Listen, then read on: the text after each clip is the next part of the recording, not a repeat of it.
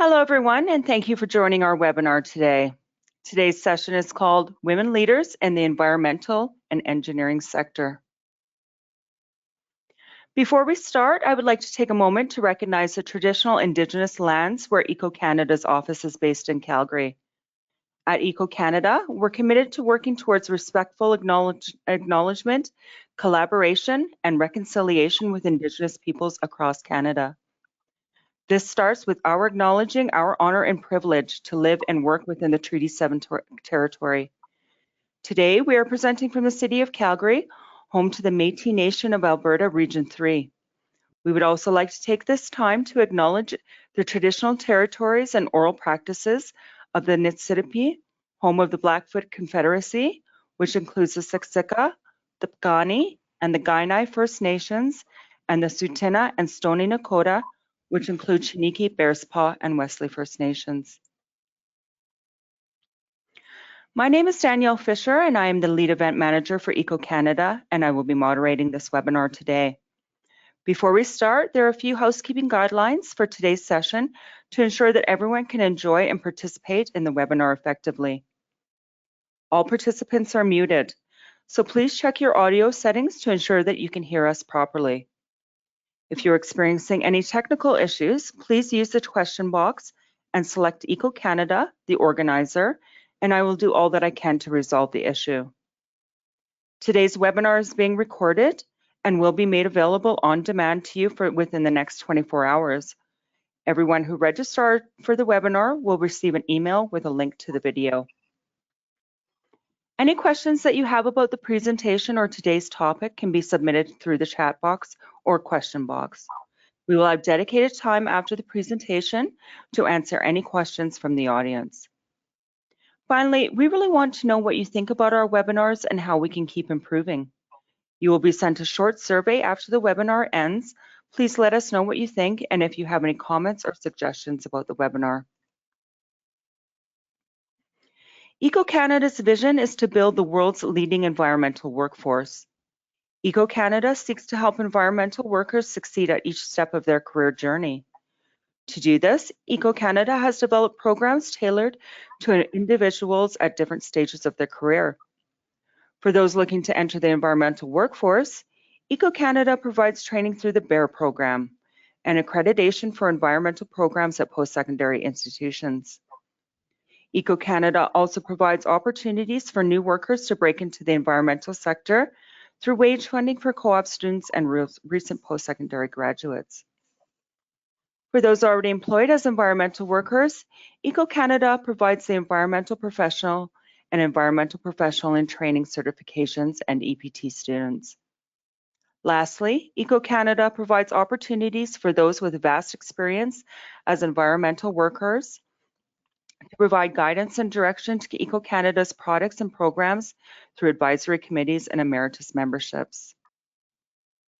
I would like to introduce Claudine Vidallo, Vice President Projects at Eco-Canada, Justina Kos-Fairless, Projects Group Director at Suncor, Somia Sadiq, Founder of Narratives Incorporated, Najla Rauf, Vice President of People and Culture at Spark Power Corporation, and Catherine Johnston, Principal Geological Engineer and Strategy Lead at BGC Engineering.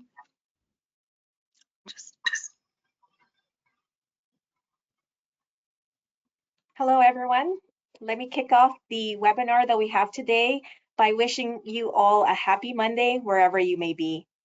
I thought we'd start our conversation with a couple of statistics I'd like to share with the group. First, women in Canada hold about 35% of management occupations, less than that when it actually comes to senior management level roles, and considerably less in a CEO role.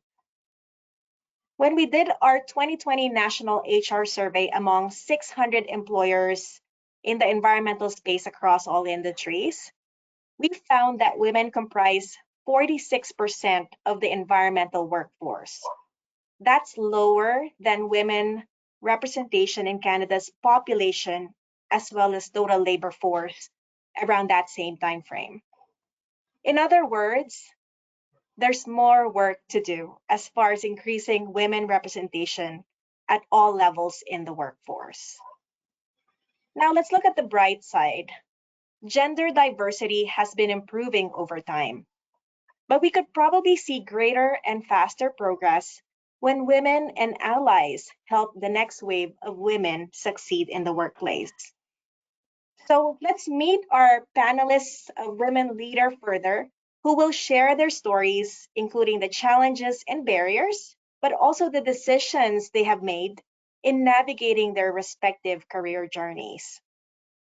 First, Justina is with Suncor. Justina, great if you could wave your hand so people can see you. Justina has an undergrad in geological engineering as well as an MBA. Very impressive. She has occupied both technical and managerial roles in the last 2 decades, or more than that, I think, by now. Um, Justina, could you please tell us more about your role and your career journey in a very brief time, if you could? For sure. So I actually joined Suncor through the operatorship takeover. I worked the last 15 years at Syncud, occupying different roles in the projects organization. I started my career actually working for environmental and geotechnical consulting companies, and a few years later, decided to jump ship to the big owner companies. My current role is actually very different from a traditional role for a geological engineer or in project. I'm currently the director for the Syncud projects integration. So I don't know how many of you are familiar with Suncor taking over the operatorship of Syncud. So we're basically integrating all the different departments, and I'm overseeing the integration of the projects organization, Syncud projects organization into Suncor. So from a perspective of people readiness, processes, and tools perspective. It's been, I've been doing that for the last year, and it's been very interesting and challenging to journey people through change, but at the same time, it's very exciting and being able to shape the new culture of the new organization. Great. Wonderful. Thank you so much. Very interesting project that you have in front of you. Wish you both much success around getting that done and seeing some successes from that integration.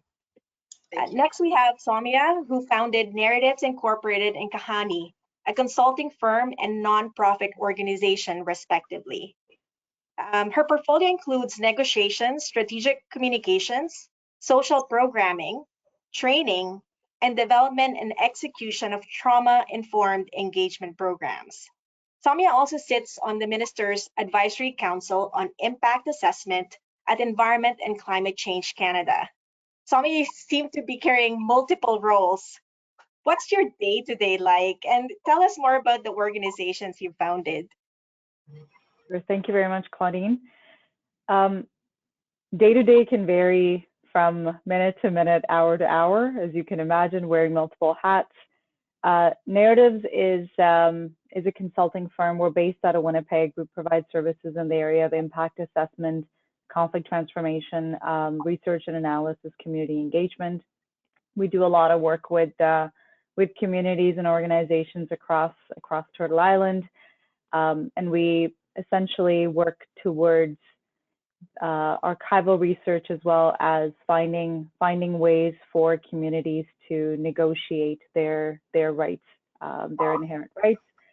Kahani is a non-for-profit that I started very recently, so very much a new organization. It's the goal for Kahani is really to amplify lived experience voices and rely on storytelling as a tool, as a mechanism to build peace around the world. Easier said than done, but look forward to seeing what that brings forward. Thanks for having me here today. Oh, and thank you for spending time and energy to help others and also share your stories. Having a not-for-profit organization is probably very challenging, but having multiple roles that you carry, I commend you and applaud you for doing that and trying to do the best that you can. Next on our list is Najla. Najla is with Spark Power Corporation. She has over 10 years of experience in employee engagement, HR, and leadership development in nonprofit, education, and electrical contracting services. Najla has an undergraduate degree in life sciences and also an MBA specializing in human resources. He sits on the Electricity Human Resources of Canada Empowering Future Steering Committee. So again, we have another women leader with multiple roles. Natch, tell us what you do, and also very curious what you do at Spark Power. Yeah, so Spark Power is a North American organization, and we have about 1,300 employees, of which the majority are technical staff. So medium, low, high voltage electricians and renewable energy technicians spanning across different locations in North America. I actually joined Spark about 5.5 years ago now. I was the only HR person. I started sort of the HR world at Spark. And it's been exciting. It's grown a lot in the last 5.5 years, and now I lead the team as the Vice President of People and Culture. We've graduated from Human Resources to People and Culture, which is a really nice time to be actually in this world, because there's a lot of good transformation happening. We have about, several HR team members, People and Culture team members that support the business from everywhere from, recruitment to onboarding to training and development to employee relations and payroll. So just a fun time to be part of the company as it grows, and a great team to work with across the business, actually. Very exciting time for the electricity sector. Well, and that's great that you've grown the team, but also transition from just doing human resources per se to really one that really embraces inclusive and equitable culture. So that's wonderful. Last but not least, we have Catherine Johnston. Catherine works at BGC Engineering Incorporated, and she has over 20 years of leadership, technical, and project management experience on a broad range of geotechnical and hydrogeological projects throughout Western and Northern Canada. So really a wealth of experience there. Catherine has developed strong leadership skills and is passionate about people-forward leadership and using engineering and geoscience to make the world a better place. Catherine, hi there. Tell us more about your role at BGC Engineering and the many things that you probably do on a daily basis as well. Yeah. Well, I've been with BGC for about 12 years. I've spent my whole career in consulting, but the last 12 here, and probably similar experience to Najla. Have been with BGC from the 220 employee experience up to about 750 where we're at now. So a lot of different roles over the years, and a lot of opportunity to grow and develop through that period as well. But kind of done a number of things over the years: multidisciplinary project management, contributing technically to the project work that we're doing, to helping with office management, to leading one of our business sectors, and more recently working as part of our core management team, focusing on our corporate strategy. So, doing this within a consulting firm is unique and different, where so much of our work is really in service to the clients that we work for. So a lot of our strategy is really about the projects that we take on and the things that we decide to invest in. So in this role, I work really closely with our business sector and technical discipline team leads to shape our project work and to align our decisions, our investment decisions across the teams. And this is all in service right now of achieving our company-wide goals. We're working towards a 2025 big goal in a planning cycle right now, so very much in execution mode as we get towards the end of this planning cycle, and at which point we'll be starting to turn our attention to look beyond 2025 as well. So it's a pretty dynamic role, a lot of different hats day to day, but really work with a talented group of leaders and an excellent group of clients as well. Well, thanks for sharing, providing us an overview of what you do. Seems to be a very interesting time to be with the company right now. Very interested in strategy work as well. So what I'm hearing from this lovely panelist that we have today is really there's a lot of ways to get into a career in the environmental engineering world, and there's really no linear path around that. And so I hope that really this also inspires everyone here, regardless of where you are and what you're doing right now in terms of, navigating that career journey yourself. Before we actually begin the question and answer portion with our panelists, we definitely thought it would be great to learn more about the audience we have today. And so we've actually created an audience poll that I hope everyone here listening could actually participate in. How would you classify your role in your organization at the moment? And so we have the senior managers, select that if that's you, middle management, first level management. You could also be intermediate or in a just more highly technical role, or you could also be an entry level.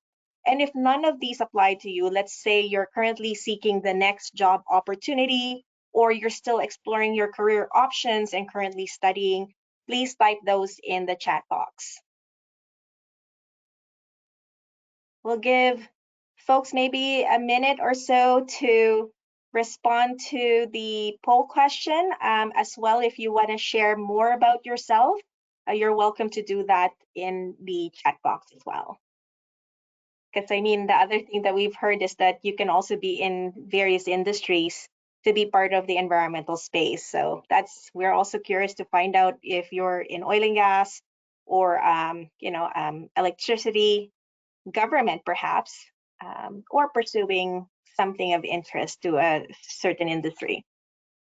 Danielle, I Claudine. don't So think we I can just have see yeah. It's not showing up on the screen, but I can give you what the results are right here. So we had 12% in senior management, 12% in middle management, 4% in first level management, 41% in intermediate or experienced, and 31% in entry level. Any things that have come up in the chat box, Danielle, or the results that you've shared with us is quite representative of the audience we have today? Nope, that's everything. Perfect.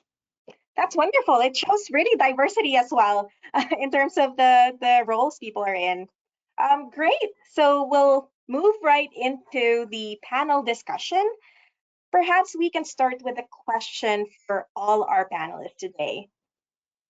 What are the top 2 traits for career, personal, and leadership success? And please explain your answer if you can. So maybe we can start with Catherine. Yeah, it's a good question, and one that put a bit of thought to and prep for this. But the 2 biggest ones for me, and I think it may be unique to working in consulting as well, but I think self-awareness is huge. So knowing your own core values and finding a way to align your professional life with these, I think that's critical to be continuing to learn and advance your career into leading others. So it's really important for responding to feedback, learning from mistakes as you move throughout your career, and I think that's a huge area of focus that I would encourage anyone to spend time with. The other one for me, particularly in consulting, is flexibility. Flexibility is huge, and I think this has been one that has really applied to me at work, where our work is driven by our clients and by outside forces, but I've realized it also definitely applies to my personal life as well. Particularly since becoming a mom. I've got an almost 3-year-old at home, and have realized that flexibility on the home front and the work front is just as important to being successful at both of those. So self-awareness and flexibility are mine for sure. Yeah, well said. I really love that. And I think the other thing that I want to share is that also recognizing that, sometimes lessons learned are also part of developing that flexibility and adaptability. Yeah. Absolutely. I'm just going by who I see in the camera right now. So maybe Najla, you can chime in. Those are great answers, actually. Would probably have leaned towards those answers as well, but I'll just add on to it with some additional traits. So definitely, I think, Claudine, kind of going off of what you're saying, resilience is important, and being able to be okay with changes and really driving and moving forward despite the barriers and things ahead of you. And I think along with that, confidence. We oftentimes, especially as females, I think in leadership roles, don't necessarily always feel the most confident, and it's great to have supporters around you But just, you know, with that self-awareness, recognize that you do have the skills and the abilities to, you know, deliver just as much as anybody else does, and continuing to grow that confidence as you go up the ladder or into different roles, I think is really important, and it ties back into not only just your career world, but even your personal life. If you have a passion or a project you want to pursue, go forward with a lot of confidence and continue to be resilient as you go forward. And just because we fail doesn't necessarily mean that it's a negative thing. You can actually bounce back, learn from it, and apply what your learnings are to the next thing in your life. Awesome. I'm sure we'll come up with a few adjectives here that can describe, you know, what we need to do and many more. So you're next. Yeah, wow. I'm gonna say I think those are already some really important traits. So to add to the list, I think as a leader, you have to be able to take risks. That's a really important trait. I always tell my leadership team that if at any point you know 40%, you probably know a lot, and the rest you'll figure out as you go along. So being able to take those risks are important. You know, as leaders, as business owners, we take those risks every single day. So I think that's a really important trait for leaders to have. The other one I'll add to the list here is being genuine. So, you know, when you're truly genuine, you do express vulnerability, you express confidence, you express when you're not feeling confident, you express when you think you should be fearless, but heck, something absolutely terrifies you. So being really genuine about yourself, I think, is a really important trait. And to me, if I reflect on some of the leaders that I have totally, truly been inspired by, it was the fact that they were genuine and they were human. So I would add those two traits to our list here. Amazing. Justina, do you have any others to add? I know putting you the last to answer the question probably is a little bit challenging, but I'm sure there's a lot more to describe, you know, what factors will contribute to success. Yeah, those were really good answers.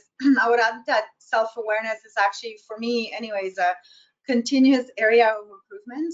It's very important, but it's very hard. You have to be willing to be vulnerable, to be self-aware, and take in feedback. So, and be open to that feedback. So it's definitely a challenge. I have a couple that I can add to the list.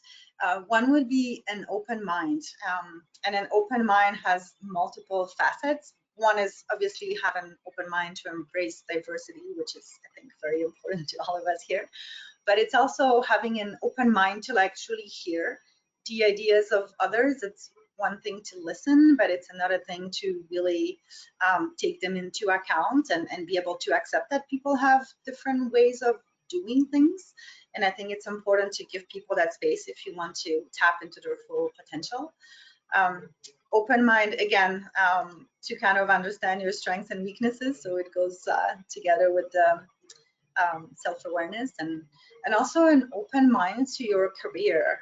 And I think, Claudine, you mentioned, you know, your career may take you into different paths, and we all want to move up, but sometimes you also have to embrace lateral moves, and sometimes you're gonna have opportunities that you never planned on having, but it will take you to great places and really contribute in making you a more rounded professional. The other one is perseverance. Life is full of challenges, and in a way, I think we learn more from our mistakes and little failures than our successes. So I think it's important to be able to embrace them and not get discouraged when things don't go necessarily our way. And that's true in personal life and in our professional life. I was lucky enough to get divorced early and get laid off early, so I learned a lot from that. And I know the saying, what doesn't kill you makes you stronger, is a little tacky, but I feel like it really applies to me anyways. So yeah, perseverance is important too. It's great that, you know, we're all laughing here, and kind of, you know, it's probably very challenging and painful at that time, but you know, it's part of who we are now, right? And so those decisions we've made and how we've kind of overcome those really you know, are just continuously character building for us.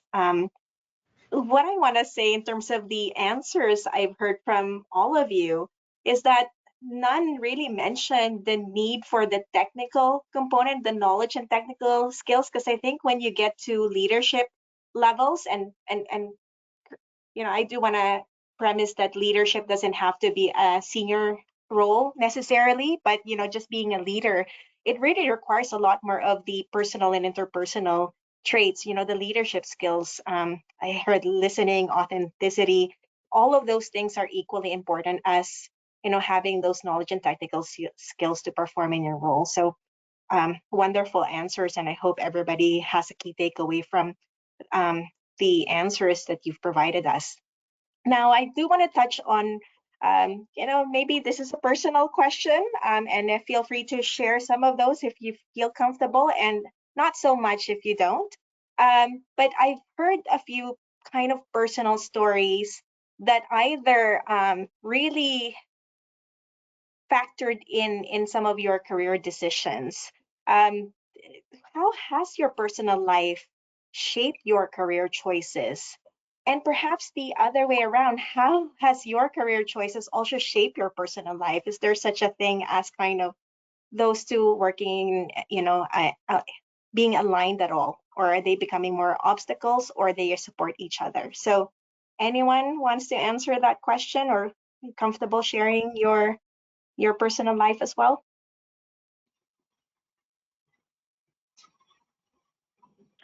Yeah, I can maybe get us started here. So for me, I think my personal life in a lot of ways has shaped my career choices, and the other way around as well. I came to Canada. I'm a newcomer to Canada. My roots are Punjabi and Kashmiri. I come from a very different worldview. My family was I carry a lot of intergenerational trauma from the partition in 1947 and everything that happened since then. So in a lot of ways, I always came from a place of trying to decolonize our ways of thinking and doing, and creating systems that are truly inclusive in the sense of respecting different worldviews and different ways of doing and being. So I think I always carried that with me, and in a lot of ways, the work that I do is informed by those principles. The choices that I've made are very much informed by those principles, and then the teams that I've built are very much reflective of those principles. So I think those principles definitely help me recognize that, some people just do terrible at interviews because of all sorts of reasons, or some people talk a certain way or be a certain way. Some people, it makes them very anxious to make eye contact. So, being aware, and I think this goes back to something that to the panelists here have talked about, that self-awareness, I think is huge in being able to shape your career choices. And for me, the other thing I'll add is many, many times in my career, I was the youngest one in the room. I was the only woman in the room. I was the only brown person in the room. And I've taken those barriers to learn from each and every barrier. Yes, absolutely, there are barriers, but I've used those barriers as a launching pad to continue to move forward as opposed to dwelling on those. So yeah, I think all of those elements have definitely shaped the choices that I've made, and the allyships that I've built, the friendships that I've nurtured over the years have all gone hand in hand.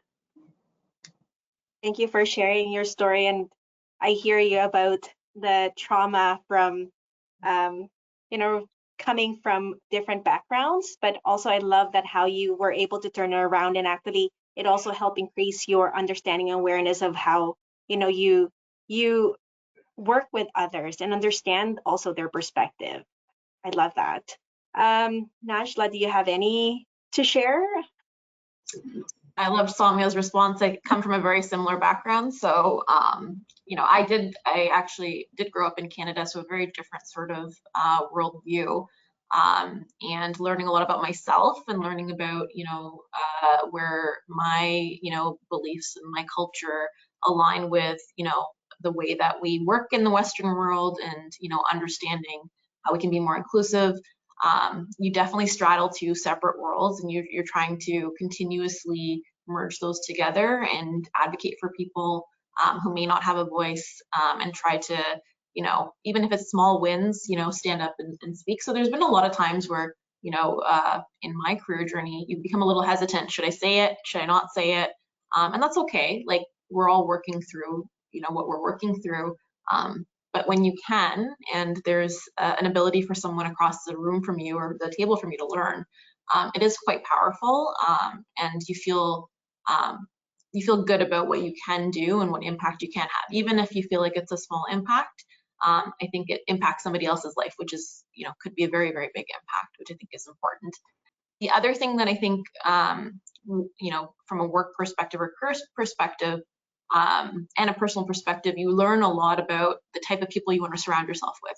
So people that are aligned with your values, people that are supportive of your growth and development, other people that, connect with you in a similar way, that can really hear you out and understand what you're going through and provide support or guidance, or cheer you on, actually, when the time comes around. And I think that's really important too, is you have to build a cheer squad around you as well, and then learn to let go of those that unfortunately may not meet those values or that belief system. Or if you have to continue to work with people like that, which does sometimes happen, learn to build those boundaries and ensure that you're not necessarily taking what their view is into you, and feeling like it's on you. It's not on you, and learning to make sure that you can continue to protect yourself from situations like that. So it's a bit of a generalized response, but I do think it's really important, because I do believe that we get good and potentially not great energy from people, and just learning what works best for you will really help you both in your personal life and your career. It's really important to do what makes you feel good and what feels right for you. What a wonderful answer, because I think it just goes to show that, regardless of, the role that you've achieved for yourself and in your organization, that we're all still kind of coping and learning and kind of navigating the journey ourselves. We're not done your career. And so it's important to surround yourselves with, folks that can really help positively influence yourself and your decisions as well. So thank you. Catherine, do you have any to share as well in terms of your personal life? And you mentioned obviously having a toddler, so that's probably challenging in and of itself. It's busy. Yeah, mine are definitely very, very closely tied. I know, Justine is also a geological engineer, and I think there's a lot of kind of like-minded folks who go into the profession. For me, it was growing up, I grew up in a small town in northern BC, so growing up in the mountains and being, very interested in the natural world around me led me to be very excited about studying at university and then finding a career in it. And similarly, I did my master's in snow avalanche science, which was a way for me to learn more about the mountains that I really enjoyed spending time in. So I think this path also, led me to work with a number of very talented and like-minded folks here at BGC, and I'm actually married to a coworker who also happens to be a geological engineer. So the paths for me became very, very intertwined, especially through the last probably 5 or 10 years of my career. And I think, for a long time, I felt like it wasn't possible to have both, to have both a successful career and a family. Like, I didn't see a lot of role models ahead of me in my career who had done both. Especially in consulting, you saw a lot of women leave consulting after 4 or 5 years. You kind of get your PNG and move on. But yeah, for me, that's been really, I think, seeing how these things can be successful together and how they can be intertwined, and being okay with life and work being mixed up together has been important for me, on my journey at least. So That's very interesting. And I hear you when you say, sometimes it's a either or situation, but not necessarily the case with, the will and the way and the supports. I think it can happen. So I love that you're, I'm hearing, women here that are breaking the chains really, and, breaking ground and, being really the first of the champions that we see now, that it's much needed, really. More women champions in the workplace. Justina, do you have anything to share on your end?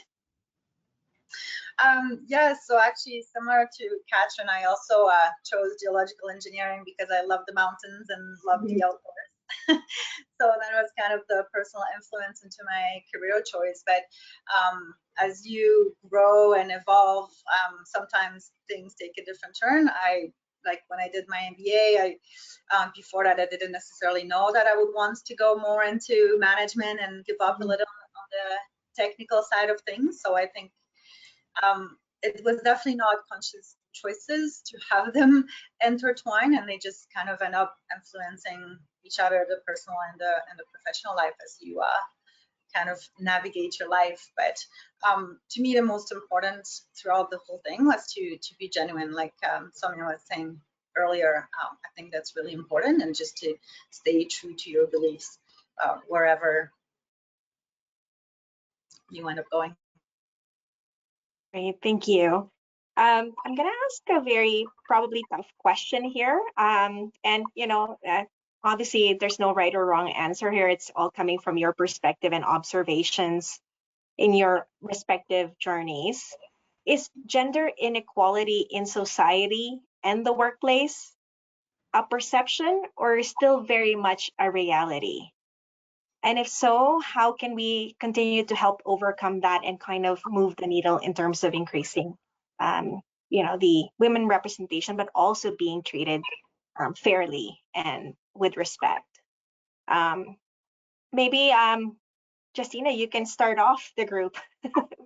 Sure.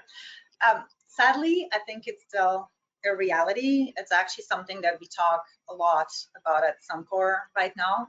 You were talking about the statistics at the beginning of this session, and I think at Suncor in general is not as bad, but in the projects organization specifically, we are at 16% of women. I'm not even talking about women in leadership, I'm talking about women in general. And there's definitely a willingness to do something about it and a recognition that it is a problem, but I can't say that we have a very clear path on how we're going to get there, and we're still trying to understand what are all those barriers. And what I'm seeing, surprisingly to me, because it's something that I'm passionate about, so obviously have been reading and talking about it a lot, but there are still people that don't even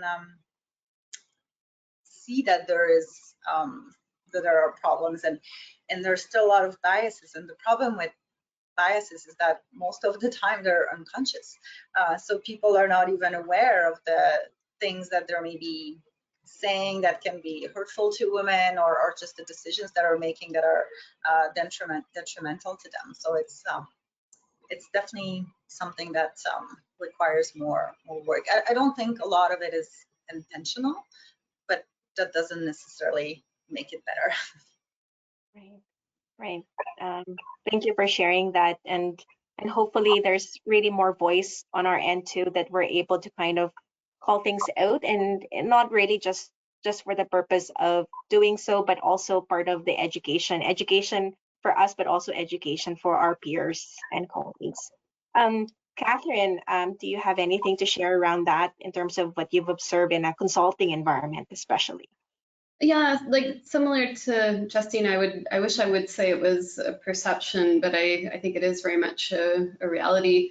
Although, you know, reflecting on it, it's an area that I've seen a lot of change in through my 20 years in the workplace, for sure, which I think is, you know, cause for optimism and positivity on that front. But I think the biggest thing I see in consulting now is workplaces learning how to support like a new generation where men have just as many family commitments as women do, whether it's kids or pets or aging parents or all the different things going on in the home front. And I think one of the positive things I'm seeing employers and that we're striving to do is to like approach that same flexibility for both genders.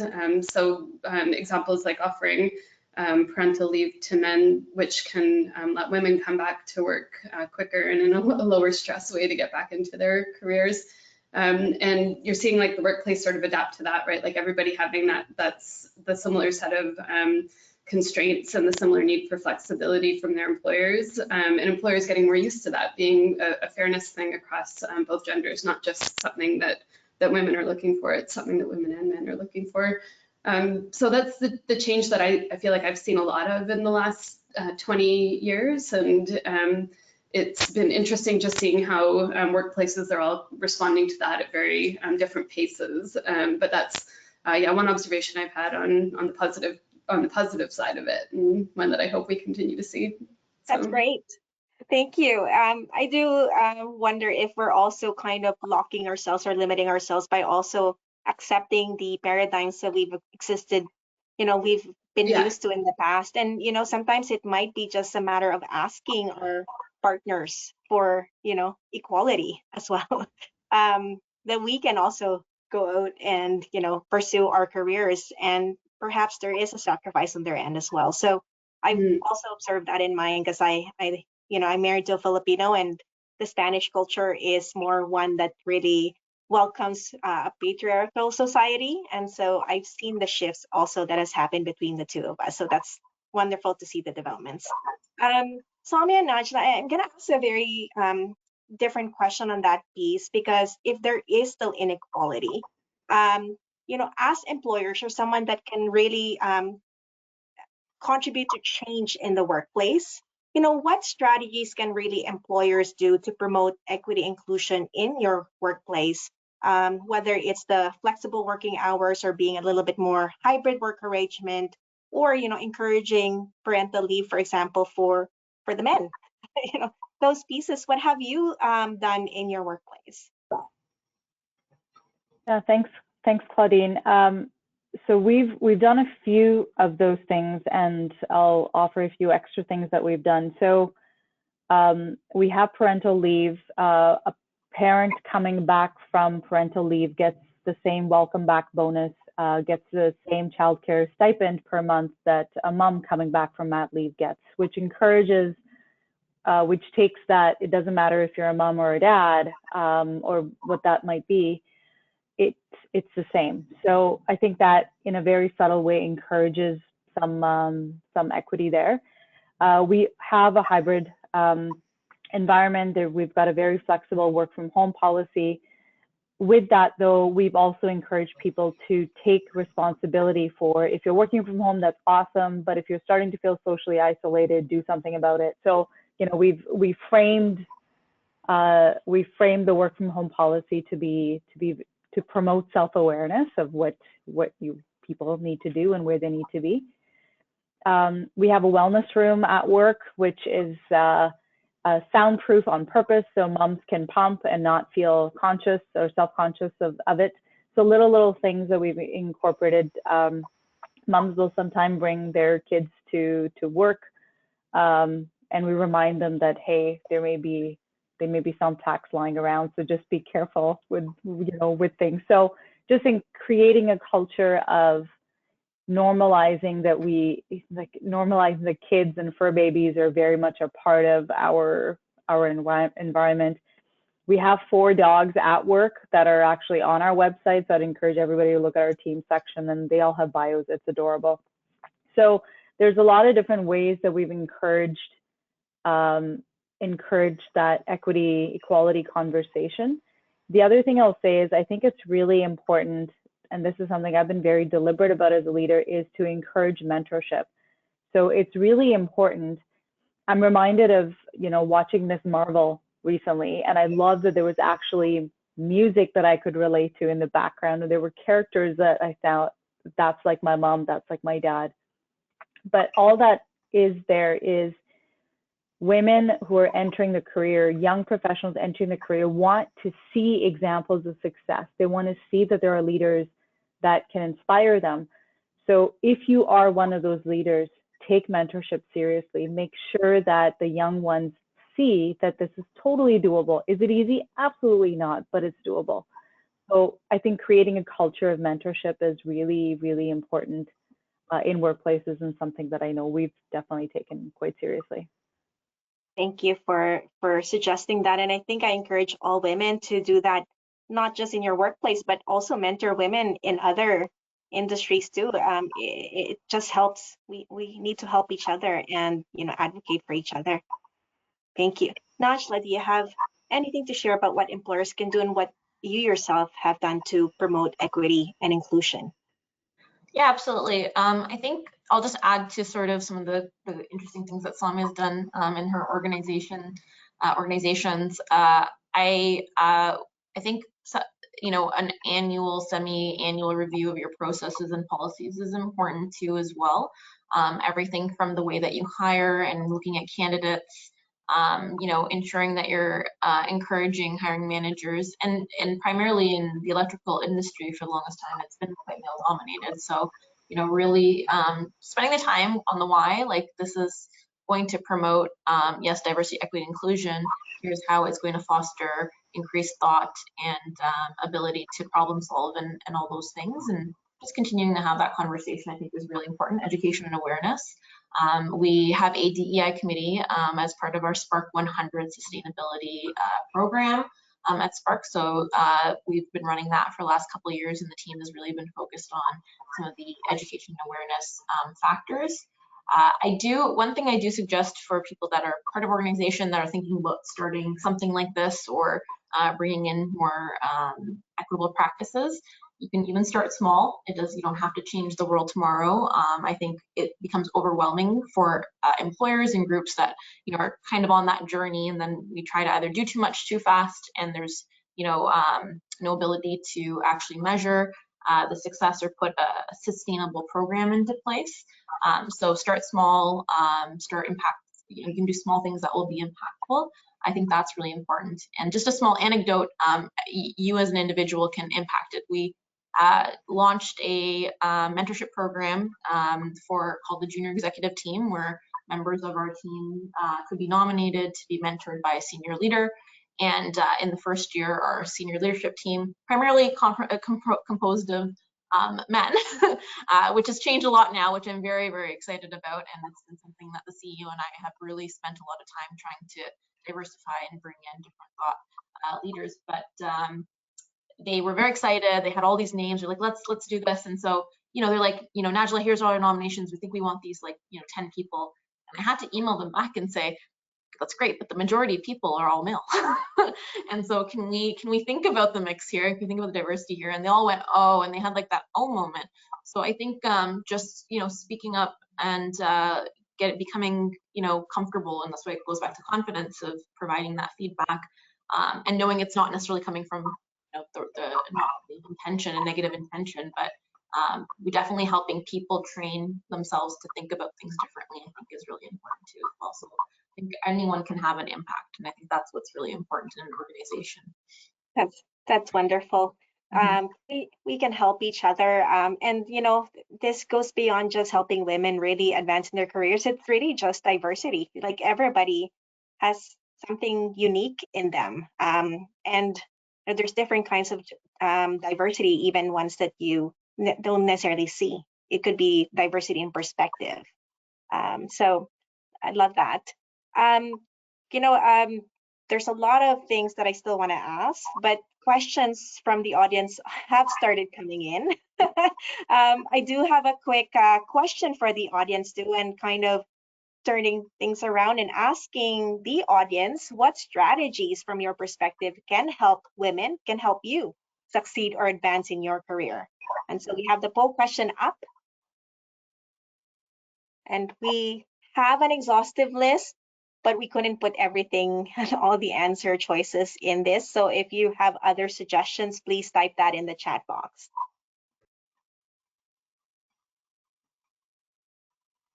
Great. Daniel, I'm assuming we won't be able to see the results as well, so you'll have to report it back to us. Oh, there you go. Okay, so in first place would be, again, what we've heard from our panelists is more female role models and mentors. So that's really wonderful. Second on that list I see is flexible work arrangements. Then we see improving workplace culture, and I hope employers are, you know, taking this to heart.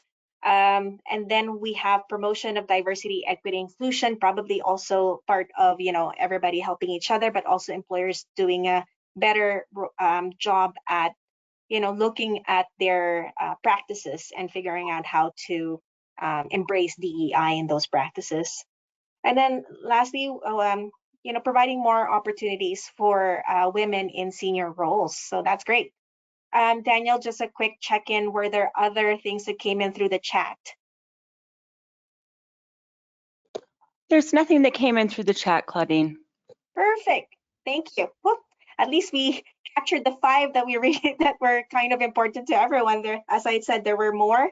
One of the things I also included in the answer choice, but we couldn't put in is, pursuing lifelong learning and pursuing your own career advancement, including, even if you're not there yet, even if you're not in a senior role, training and, getting coached for being in a senior role. So starting that early instead of, waiting for the role to be provided. The other thing too is self-advocacy is probably important. You advocate for yourself and negotiate for career advancement, even down to pay, possibly. So I hope, thank you so much for those who provided their responses to that. Let's jump into the question and answer portion, and one that's coming from the audience. I think there's about 3 questions that have come in. The first one is directed to Najla. What advice do you have for young women who just graduated and are currently launching their career in engineering? In other words, how can we be more confident in our career path exploration? Well, you got through engineering, so number 1, be very confident. Once upon a time, I wanted to be an engineer, and it didn't work out the way I wanted it to work out, but that's okay. I ended up where I ended up today, and that was where life led me. But I have I'm also married to an engineer, so I have a lot of respect for engineers, and I think that's the number 1 area you should think about, is just be confident that you got through that program, and you're poised for success either way with all your learning and development that you've already done. Coming into industry, I definitely think look for opportunities to, and you hear this a lot, network, and some people are a little bit more introverted, so there's softer ways you can network. Try to reach out to people through LinkedIn, try to find that mentorship or at least some guidance by asking questions. It's nice that things are now opening up more. There's a lot of sessions like the Eco Canada session that we're doing today, or other ones where you can actually mingle and get to meet industry professionals. I've always been a big proponent of volunteering. So if there's any kind of a volunteer organization where you have an opportunity to identify and meet with, people who have common objectives as you do, that sometimes leads to other connections, right? So don't necessarily think it has to be the traditional way of, putting your resume in. You can do that too. But really getting to identify people that you see that you'd like to be one day. Maybe it's like, Catherine or Justina, right? Because they've come from there, been able to connect with them and just ask for the guidance and advice, and really build your network that way. I know you probably heard a lot in school. It's a little bit, tiring, but I come from the education side too as well, and they are right. You do need to really try to put your best foot forward there in order to get connections. And also don't be afraid of your personal connections. Aunts, uncles, cousins, friends, like I think don't be afraid to put your name out there and say, hey guys, if you know anyone, this is what I'm looking for. Happy to set up coffees, chats, informational interviews. That's where I would say, if you're trying to put your foot forward into this industry, every connection is worthwhile.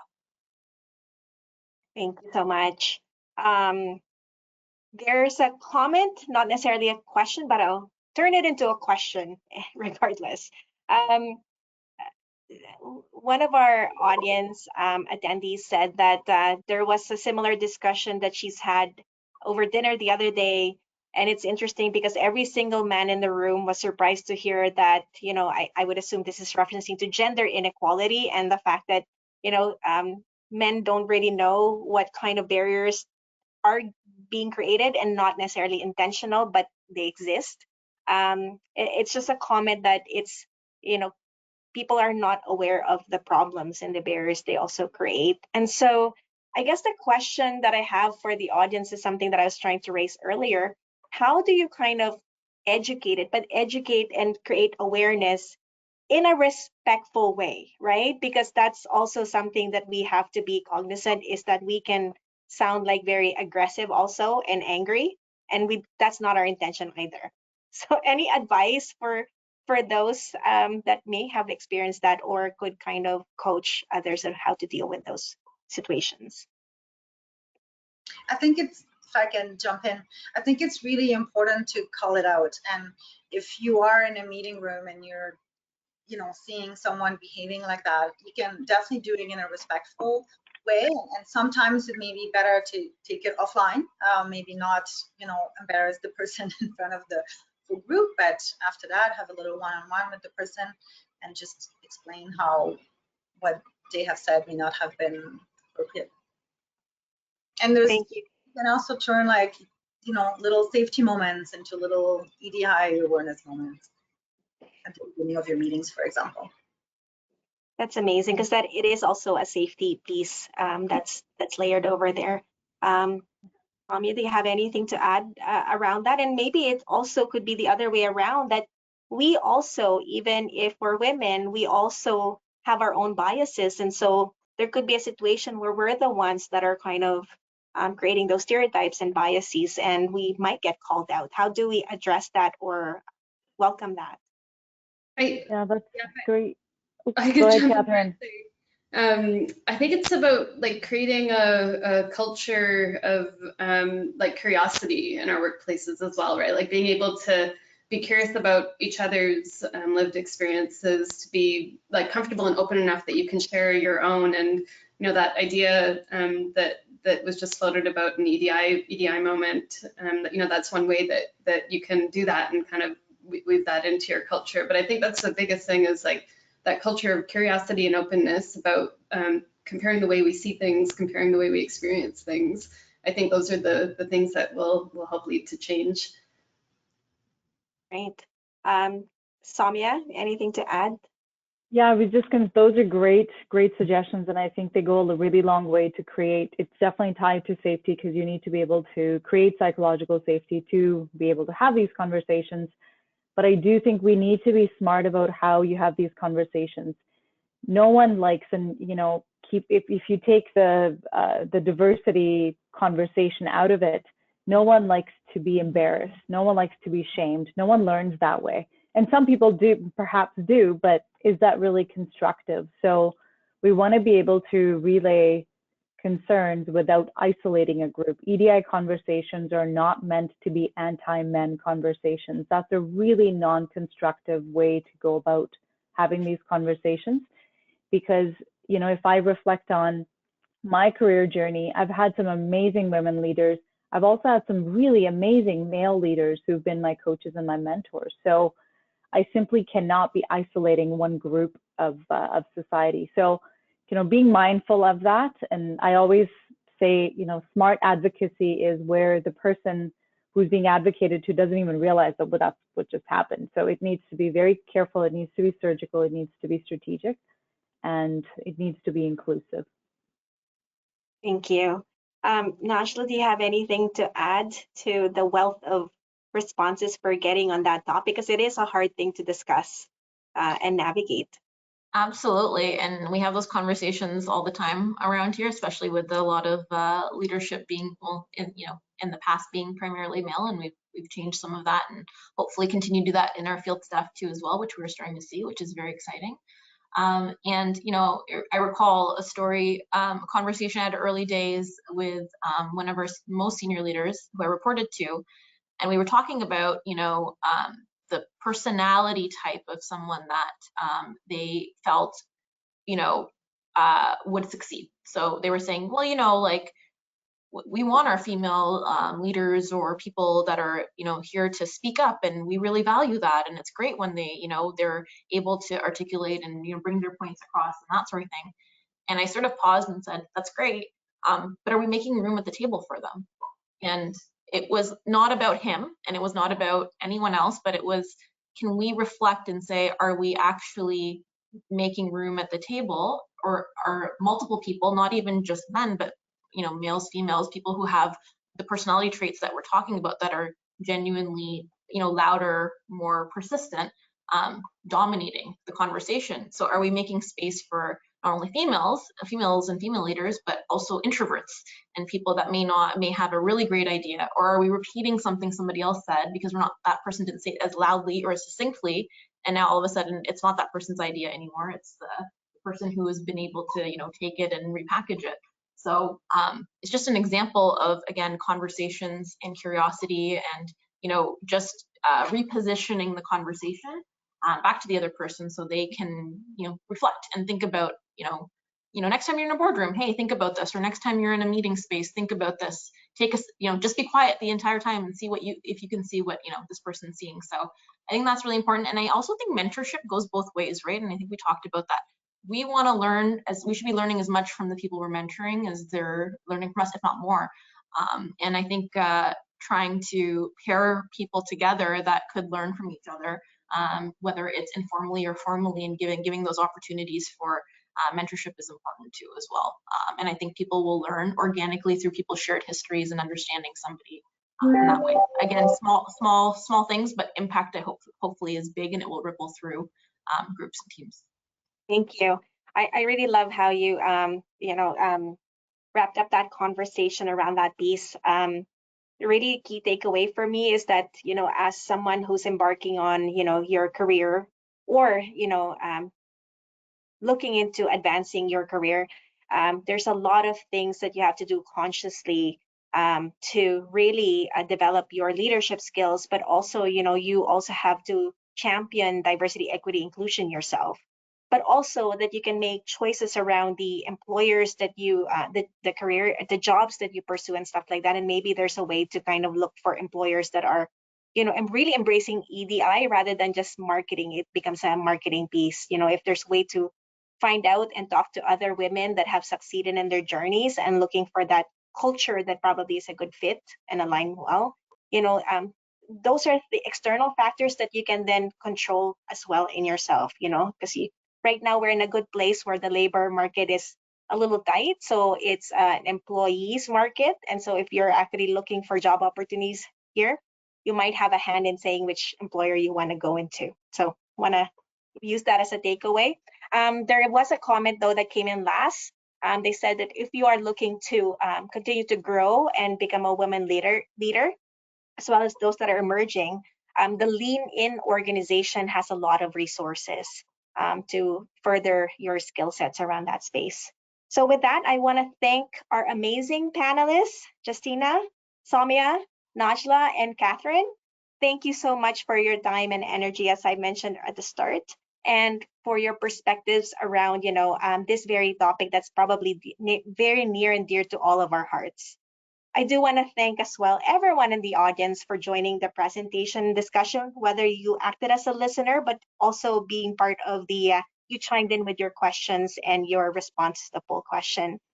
With that, have a good rest of your week, everyone. And please note that a survey will pop up and be sent to you following this webinar. Bye now. Thank you. Have a good day, everyone. Thank you. Thank you.